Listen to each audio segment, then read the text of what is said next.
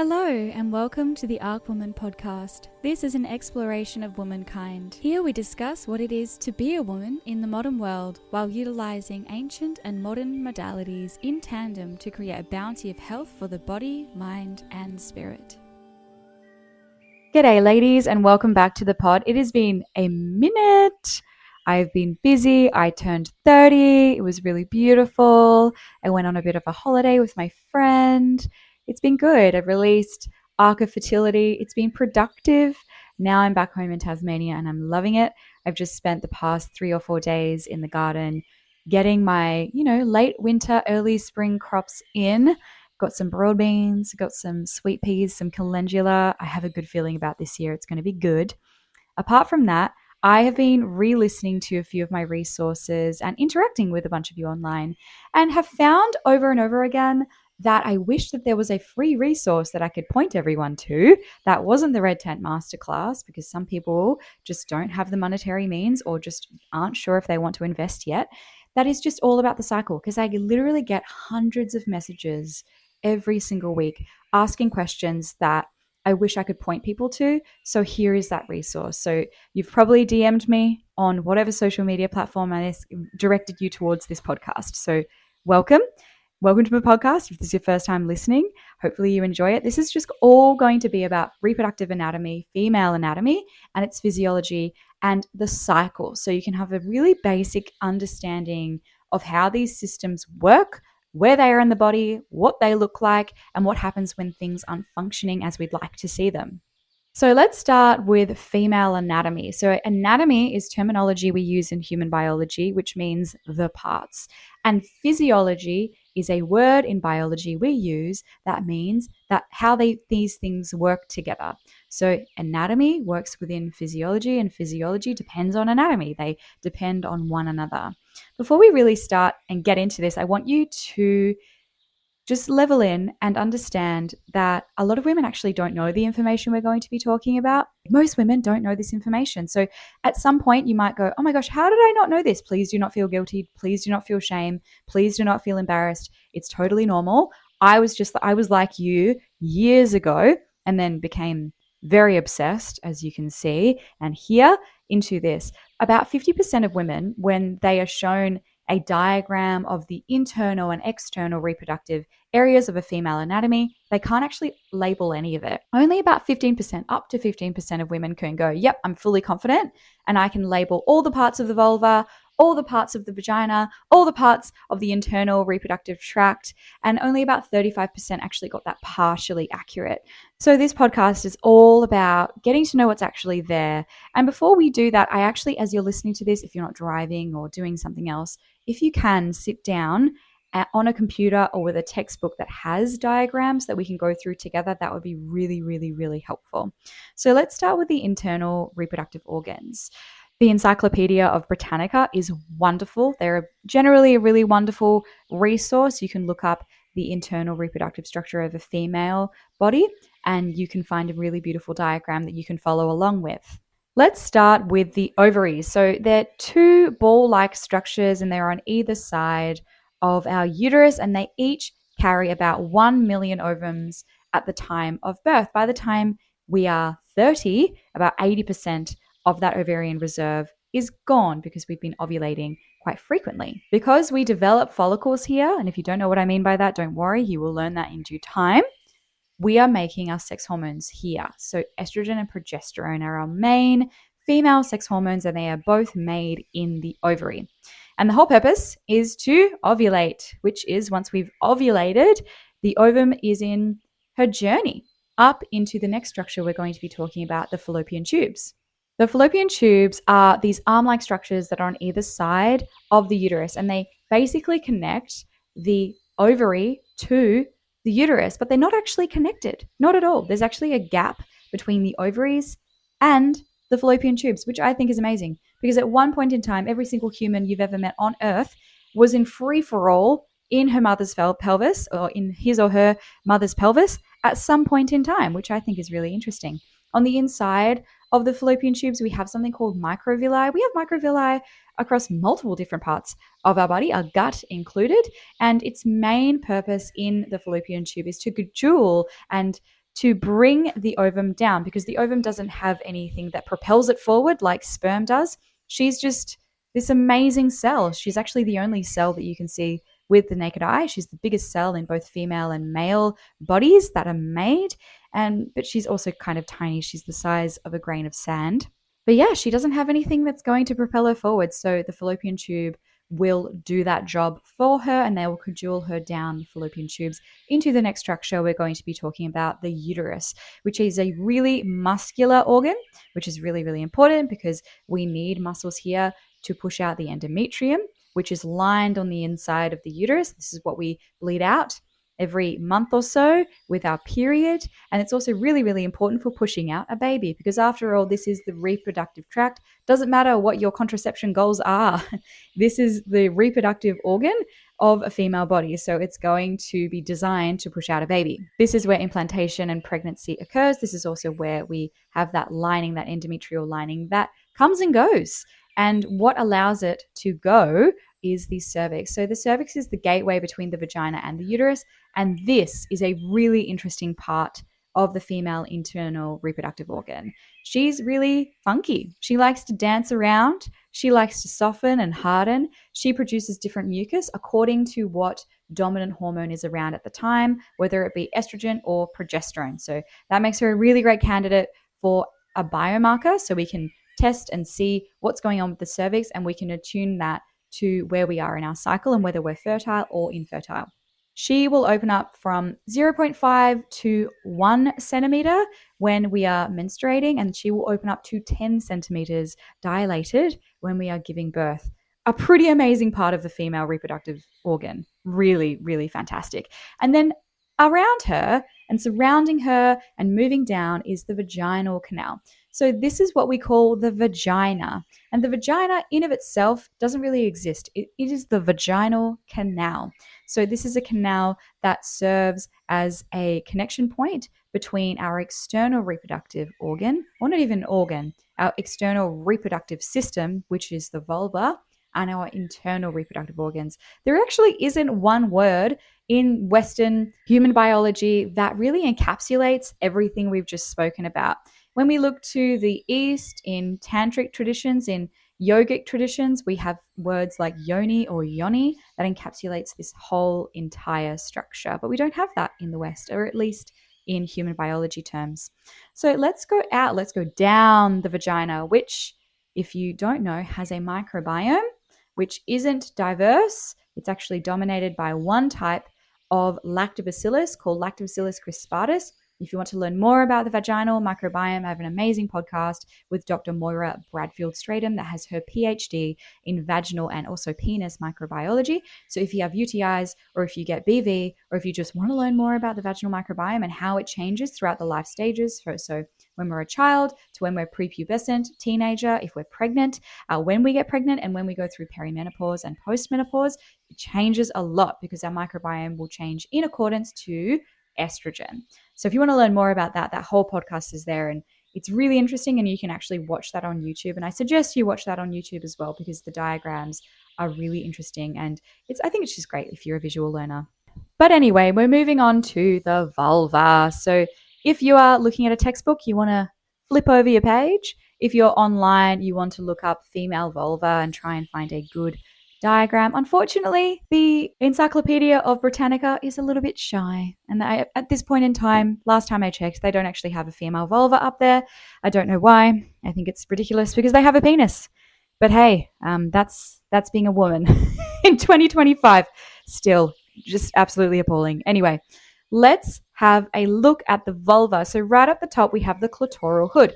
This is a fold of skin that covers and protects the clitoris, much like a penis has a fold of skin that covers the top half of the penis. Underneath the clitoral hood is the external clitoris. What do you mean external clitoris? More on that later. It's a highly sensitive organ made for pleasure. with thousands of nerve endings. It actually has about 8,000 up to 10,000 nerve endings in the end of this clitoris. And so it's good we have a clitoral hood to cover her up, because otherwise we'd get nothing done. Underneath that, we have the urethra. So this is a small opening where urine exits the body. A lot of people think that this is your clitoris, or the clitoris in of itself is a gland. The clitoris is not a gland. It is a head of nerve endings. It has nothing behind it, has nothing that is going to be producing any fluid.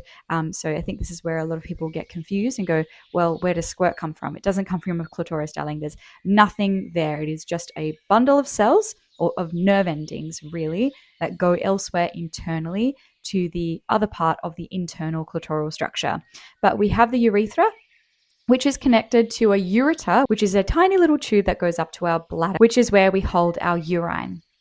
Then we're going to look at the labia minora. So this is the inner skin fold that protects the vaginal and urethral openings, and its appearance varies quite a lot, and all of them are beautiful. Then we have the labia majora. So these are the outer folds that enclose the entire vulva, often have pubic hair on the outer parts of them. Down at the bottom of the vulva, we have the vaginal opening, and this is the entrance to the vagina leading to the cervix and the uterus.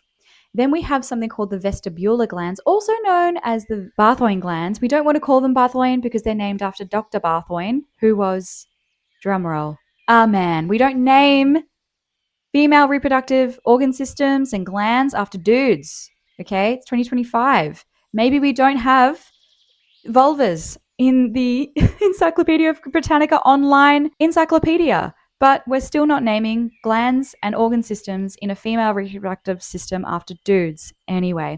It is called the vestibular gland, and if you hear anyone say it's a Bartholin gland, now you know this information and you can correct them and be passive-aggressively feminist. Okay, so these are small glands that release lubrication near the vaginal opening. And this is really, really important to know because sometimes it can get infected. And if you feel them and they feel round and they feel a little bit sore, or you can actually see them and feel them, then you might have an infection there. So an infection in the vestibular glands is somewhat common. It's just something you need to look out for. And I think a lot of people just don't know that there are actually two glands here. And so when we see it, we're like, oh my gosh, I think when women have an infection here, it's the first time they find out about this part of their body. And it's a little bit disorienting. So now you know what they're called, what they do. They release lubrication near the vaginal opening. And sometimes you can have squirts of lubrication from here as well, depending on how bulbous and full your clitoris gets. Yes, your clitoris, it's more than just the tip. Most of it is internal. So it includes the glands, body, cura, which is also your legs, and the vestibular bulbs, not glands, bulbs. Yes. So the internal structure wraps around the vaginal opening in a wishbone shape. So we actually see that this engorges with blood. So we have the glans clitoris, which is that external clitoral part. That's filled with 8,000 to 10,000 nerve endings. And what that does is it moves down the crus clitoris, or those two legs that you can see there. Hopefully you're looking up a diagram and following along with me. Sorry, I should have said that before. But basically we feel sensation in this area, and that moves down our crus or our cura, and then it'll stimulate blood to fill into the bulbs of vestibules, much like a penis does. The entire clitoral network is erectile and it swells with arousal. So no, if you're having sex with someone and you're super, super wet, but then you're like, oh, it doesn't feel as good. Well, you're not fully engorged yet, darling. So you've just got to wait a little bit longer. So most quote unquote vaginal pleasure is actually clitoral stimulation. So the G spot, the A spot, all the other spots, they're all just internal clitoral structures. The interesting thing about the clitoris is that it serves absolutely no reproductive function. I mean, you could argue that it makes sex feel good, so it encourages people to have sex and therefore reproduce, and therefore it's still a part of the reproductive system, but its only role is pleasure. So already we know two really interesting things about the female body.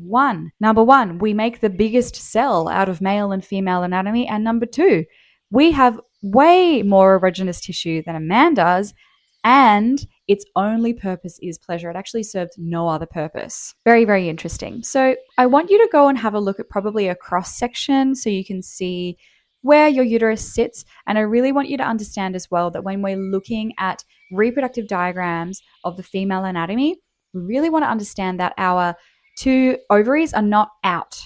So a lot of women will say, oh, I can feel my ovulation pain, and they're feeling out near their hip bone. And I'm just like, oh, hang on a second, honey. It's not there at all. It's kind of closer to your belly button and lower below, kind of where your pubic hair will start to grow. That's where your uterus and that's where your ovaries will be. And your ovaries actually hug in. So they sit on top of your uterus as well. We make reproductive diagrams to be easily understood. They don't actually always represent what it looks like on the inside of our body, and that's really, really important to keep in mind. Our uterus really is hanging over the top of our bladder, and so that's why a lot of women will say, oh my gosh, intercourse feels a lot better when my bladder is full and I really, really need to pee.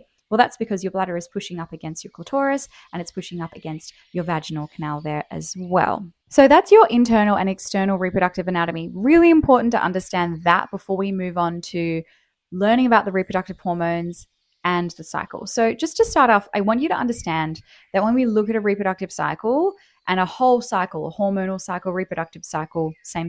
A lot of people call it the menstrual cycle. I really don't like this because we call it the menstrual phase and we centralize the entire hormonal cycle around menses because that was the most obvious biomarker to men and male scientists. And if you can already tell, I really couldn't give a fuck what they think, what is easy for them. A lot of women will say, no, when I finish menstruating, I feel like that's my first day of my new cycle. From a cycle syncing perspective, I think that's really great. But for the purpose of this lesson and even practicing things like fertility awareness method, your cycle starts at day 1 of the menstrual phase. I don't like to call it the menstrual cycle. I like to call it the hormonal cycle because the menstrual phase only makes up one part of it. If anything, we should call it the luteal cycle because your luteal phase makes up most of your cycle. But I digress. When we look at menstruation, then follicular, then ovulatory, and then luteal, and then back into menses, we have this cycle. And so we want to understand that these 4 phases, they overlap a little bit. There's no stop-start to it. We also hear that women's cycle should be 28 days. And I think a lot of women get into this idea that something is wrong if their cycle is not 28 days. 28 days is a population statistic. So only about 15% of women have a 28-day cycle. This is really annoying because I have a 28-day cycle and it's really frustrating because sometimes when we'll go, well, you have a perfect cycle. Well, no, not necessarily. If you have a 28-day cycle, which is quote unquote perfect and the average, but you have horrendously heavy painful periods, then something is wrong here.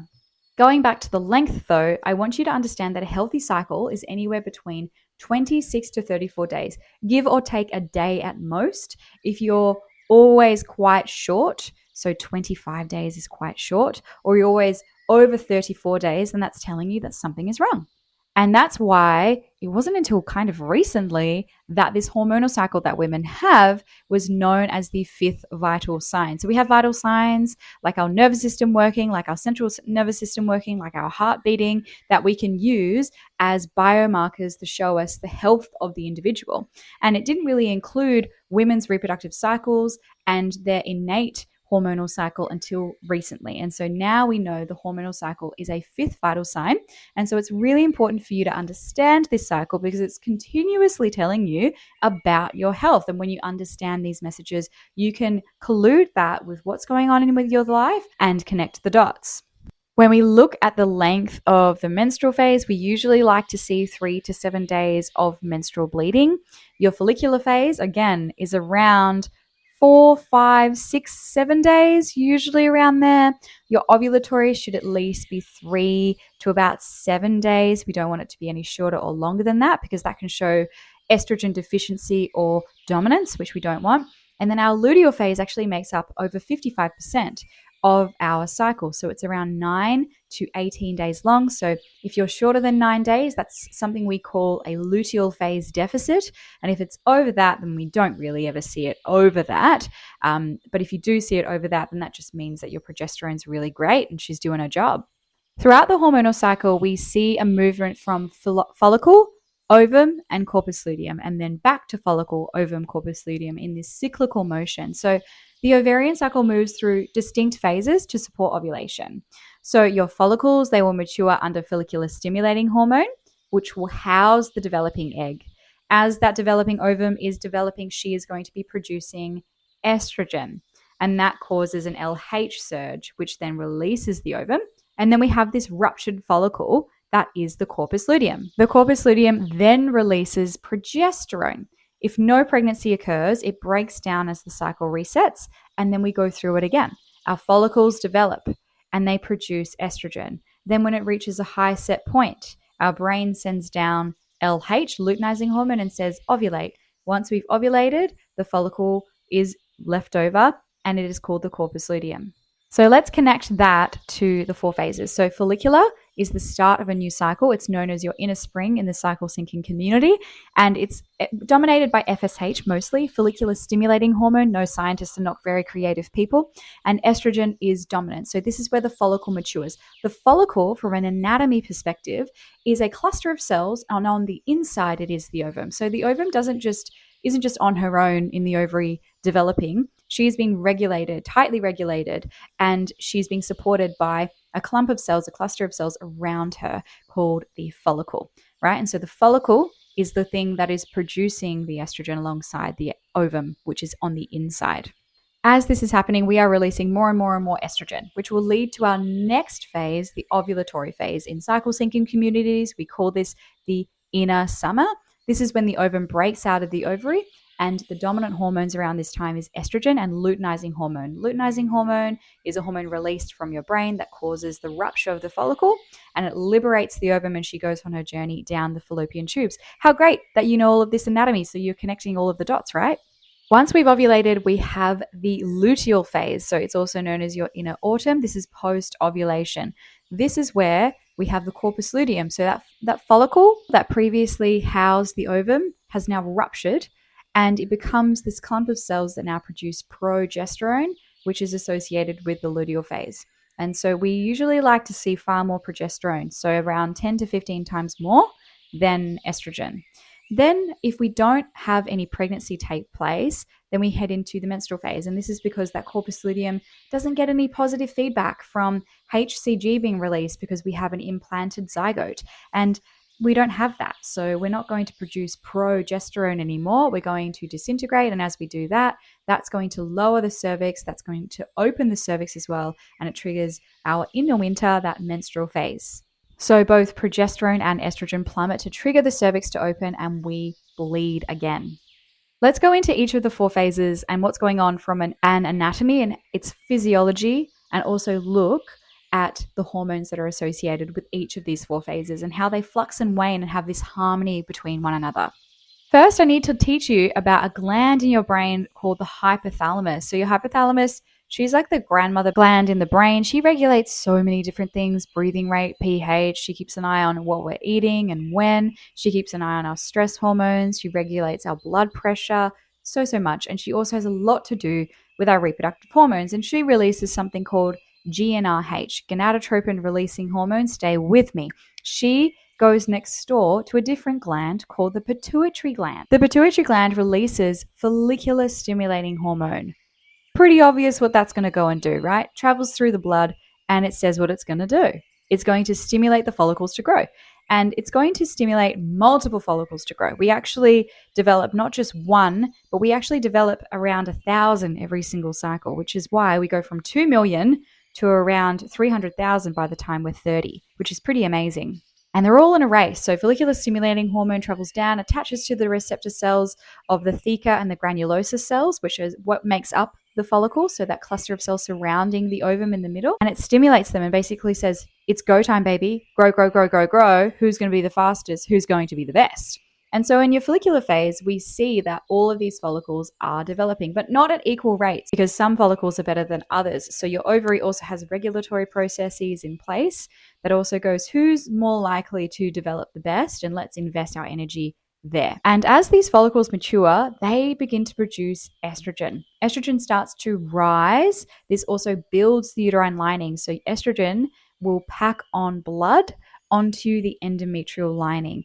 So does progesterone, but not as much as estrogen. Estrogen is a really, really, really dominant hormone. She likes to grow things. She likes to stimulate dopamine and serotonin. She likes to make you feel confident. She likes to make you feel horny, because in the ovulatory phase, we are at peak fertility, right? So this is when estrogen levels peak. This triggers a surge of a different hormone from our pituitary gland. This is called luteinizing hormone.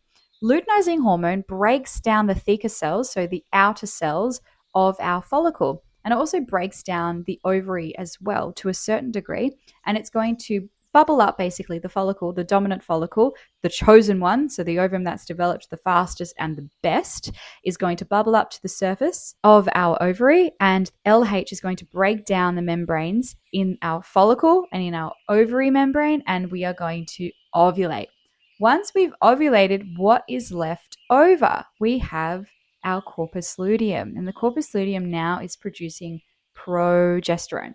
Progesterone does a few different things in the body. I could talk about estrogen and progesterone forever. I mean, that's probably what this whole podcast is about, honestly. Progesterone, very different personality than estrogen. She's cool, calm, and collected. She likes to release GABA to keep you very calm. She likes to stabilize the endometrial lining. So instead of just packing on all of the endometrial lining like estrogen did, she's going in there and thinking very differently. How can I vascularize this area? How can I make this a calm, beautiful hotbed that's going to be great for possible pregnancy and implantation? If we could put this into building terms, estrogen is going in, she's putting down the concrete slab. She's putting down the timber frame. She's putting in the roof and the walls and the insulation, and that's about it. Whereas progesterone will go in and go, great, this is a beautiful foundation. This is making up the bulk here. That's awesome. But let's put in some plumbing. Let's put in some electrical wiring. Let's put in a sink. Let's put in beds. Let's paint the walls. That's what progesterone is doing. And progesterone is waiting around for a message from a possible implantation. So when a zygote implants, or a blastocyst implants at that point, it releases something called HCG. And HCG basically goes over to the corpus luteum and says, hey, can you please make progesterone, pro-pregnancy hormone for me until I have a placenta that can make its own? And the corpus luteum says, bet, babe, I can totally do that for you. But if we don't get that message, what happens? The corpus luteum will start to disintegrate. And so an average luteal phase length will reflect when your progesterone stops being produced, because when progesterone starts disintegrating, because it's not being made from the corpus luteum, because it's disintegrating in our ovary, that's when we get our periods, because that's when estradiol, so estrogen, and progesterone plummet. And when they plummet, that basically tells the cervix, okay, this cycle, we haven't fallen pregnant. Better luck next time. Let's open this puppy up. Let's open up the cervix. Let's lower her down and soften her a little bit.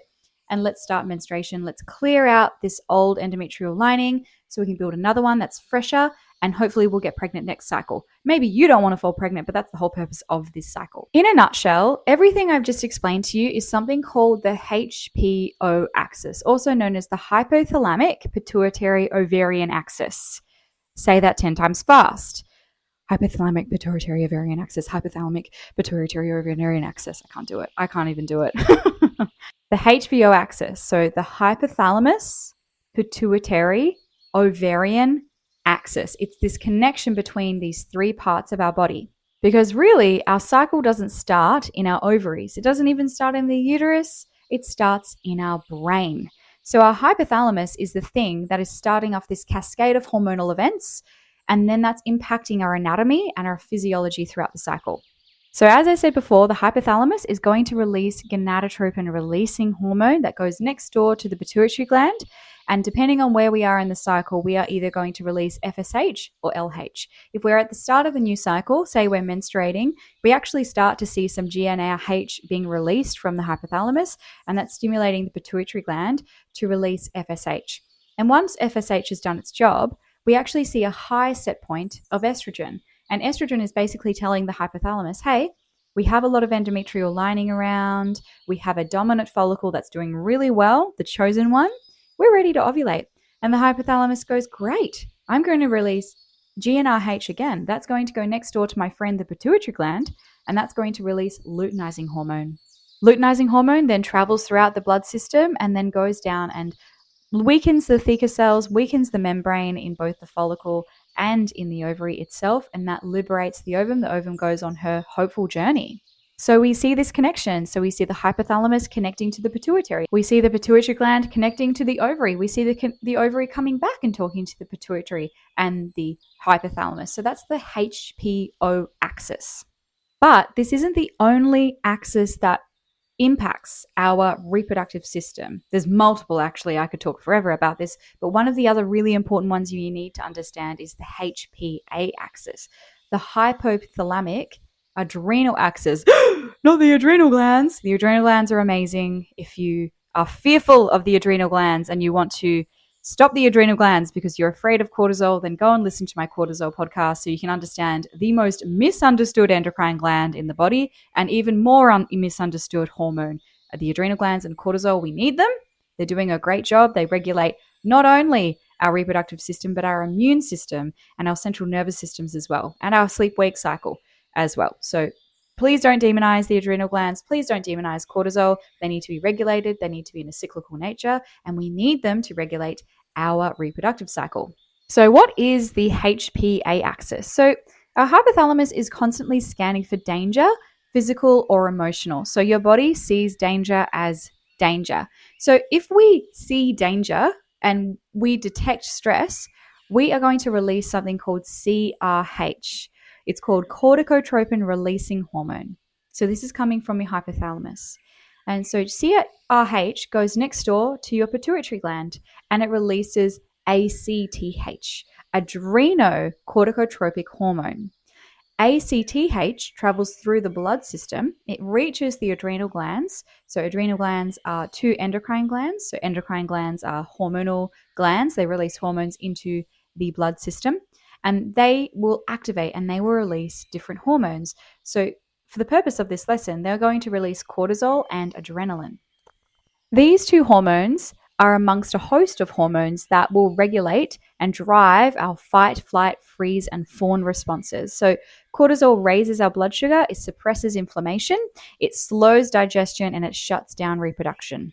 Adrenaline increases heart rate, it dilates your pupils, it tenses your muscles, it also changes where we direct blood flow. So we actually see vasoconstriction, so a constriction of the blood vessels to our internal organs, so our reproductive tract being one of them, our digestive tract being one of them, and it causes vasodilation in our muscles because right now we don't want to digest that amazing Buddha bowl you had for lunch. We want to run away from this fucking tiger. So this is how your body works. Your hypothalamus goes danger. Your body goes stress. Okay, we're going to tell the adrenal glands to release these hormones so we can run away or we can protect ourselves or we can fight this perceived threat. Okay, so how does this connect to the cycle? So the HPA axis is designed to protect you. It evolved to pause reproductive systems during times of stress. And we see this in both male and female anatomy. When we have cortisol around, it actually suppresses GnRH. If we don't release gonadotropin releasing hormone, we can't release FSH or LH, which can delay or block ovulation. So it's going to delay FSH and it's going to delay ovulation. Or if you're ovulating already and you experience something stressful, your cortisol is going to switch off those LH pulses releasing as well. And that's going to block ovulation. So it puts your cycle on pause. And that means your FSH and LH are going to be low, which means your estrogen and progesterone are going to be low, which means you can't fall pregnant in a time of stress. This is also why that first half of your cycle, so that follicular and ovulatory phase, is far more irregular than your luteal phase. So how can this show up in our cycle? So women can notice fertile cervical fluid or an LH surge if they're doing fertility awareness method. And this means, okay, we're preparing to ovulate, but you might also return to non-fertile biomarkers. So you might see that you have stretchy lubricative cervical fluid that is associated with estrogen, because that's what estrogen does.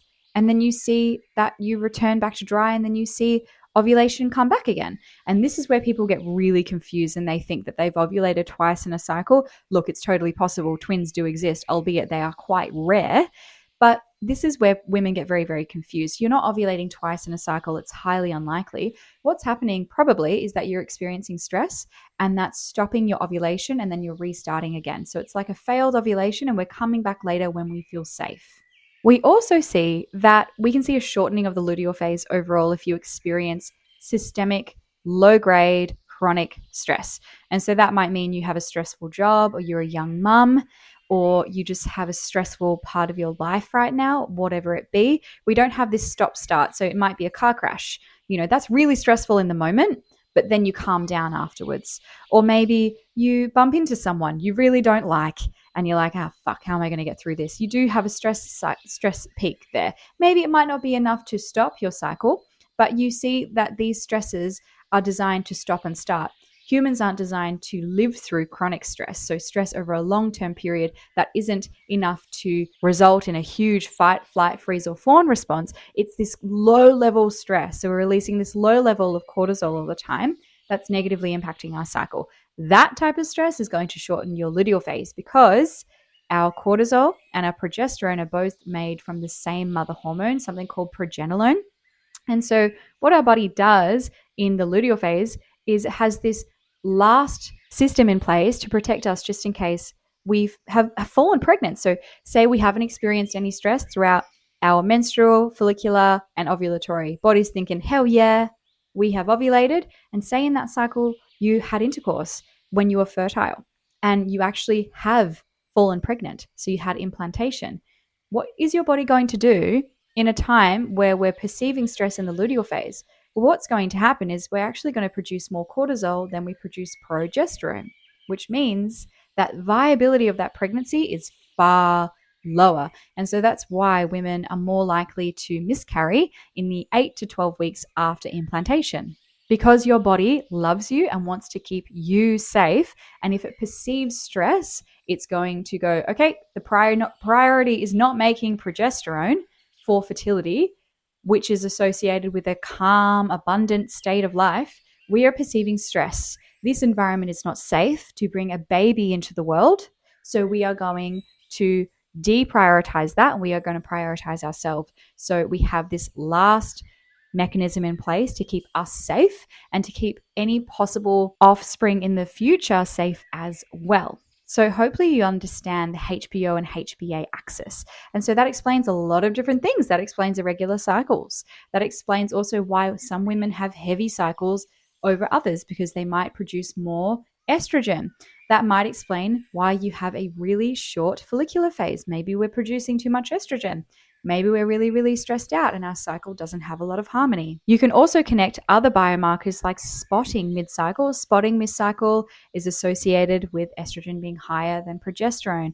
And then also we can see spotting or excessive brown blood, so multiple days of that before or after your period, is also associated with low progesterone, because progesterone stabilizes the lining. So hopefully now you really understand your body, that HPO and HPA axis, and this gives you a bit of a baseline and foundational understanding about how to go forward and understand your cycle, and even how to track your cycle as well, which is the next most amazing thing that I think most women should be learning a little bit more about.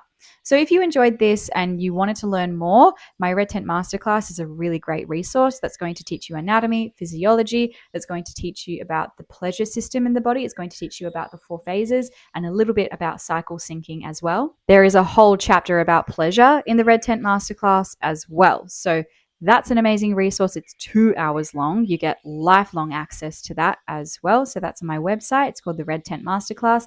That's where I usually send most women.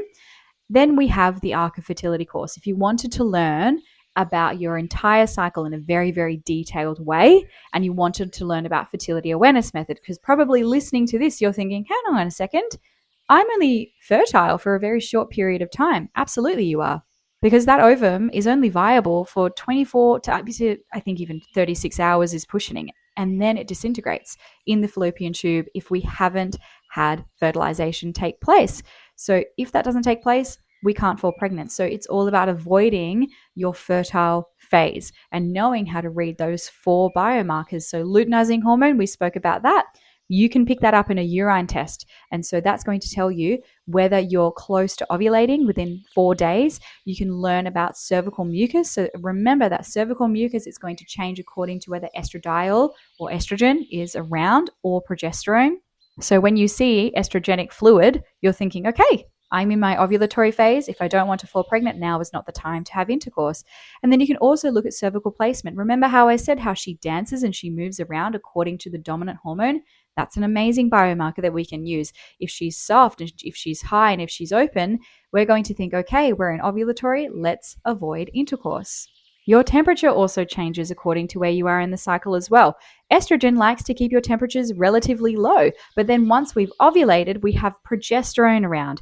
Progesterone, she will increase your basal body temperature. So you can use basal body temperature throughout a cycle, and we have something called the biphasic temperature pattern change that we see. So we see pre-ovulatory, really, really low temperatures, and then pretty much overnight, we see this stark change. And so that's really great if you're using something like a superhuman ring or a temp drop, or if you're just using your thermometer underneath your tongue every single morning, then that's going to give you a really great visual cue of when you've ovulated and when you're most likely going to fall pregnant. And it also is a biomarker in of itself. I want you to understand that this is a fifth vital sign, and tracking your cycle is something that I think most women should do, whether or not they're using it for a contraceptive means. So whether or not you're practicing fertility awareness method, all women will benefit from tracking their cycle because it is a fifth vital sign. If you go into any good doctor and you say, hey, my cycles have always been 32 days and now they are 24, they're going to go, yes, let's do some labs. This is a biomarker that we need to pay attention to. You can pay attention to a lot of different things that change as well. And I just think that body-mind connection is such a beautiful thing for you to understand, yes, I had a stressful exam, or I had something at work come up that was really stressful, and my cycle isn't 28 days, now it's 34. I didn't get my period late, I've ovulated late because my luteal phase is almost always going to be the same length.